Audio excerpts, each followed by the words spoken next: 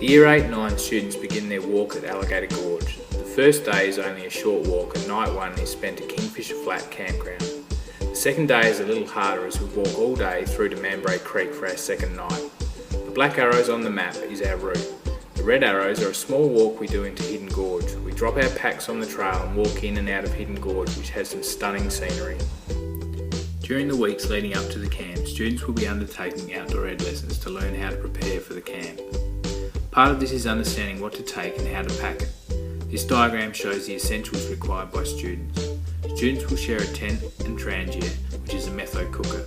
The school will provide a pack, tent, trangier, wet weather jacket and sleeping mat. Students will need to organise and bring clothes, food, water, sleeping bag and miscellaneous items like a headlamp, spoon, matches, sunscreen and sunglasses. This is the most important part of the preparation as students have to carry everything on their backs. The packs will be weighed. Students will only be allowed to carry a maximum of 25% of their body weight. Finding a lightweight sleeping bag will be one of the things students should be doing early on.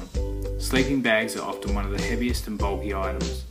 A small sleeping bag will help increase space in your pack and reduce weight.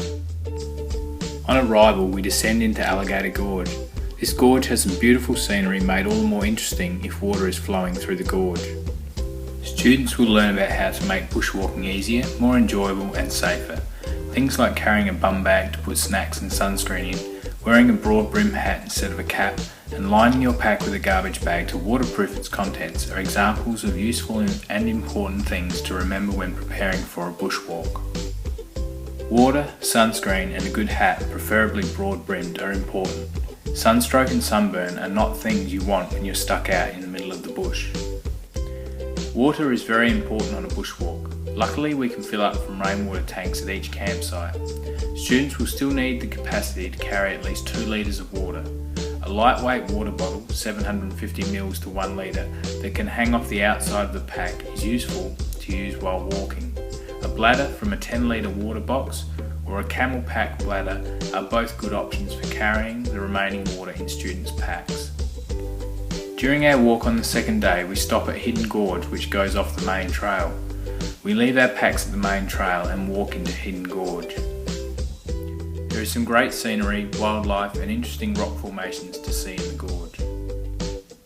Part of going bushwalking is understanding the environment and how to interact with it. If we walk and camp properly, we should leave no indication that we have been through the area at all. Part of this is the way we interact with the wildlife and flora we come across. The chances of seeing some great wildlife is very high. Kangaroos, goannas, small lizards, frogs, eagles, kookaburras are a sample of the things that students may come across during the camp. Our second and final night is spent at Mambray Creek campground. While our first night is spent isolated from other campers at Kingfisher Flat, our second night is spent at the Mambray Creek campground, a very popular spot for camping in the mid-north. We also have the luxury of flushing toilets at this campground. On the third day, we do one final trek up to Black's Range Lookout. This is not a long hike, but is extremely steep. Once at the top, students will be able to see all the way across to Whyalla on the Eyre Peninsula. Bushwalking is for most on this camp a first and possibly one-time experience. Being able to carry everything on your back for 3 days and survive 2 nights in a tent away from the comforts of home is possibly one of the most rewarding experiences students will have during their schooling.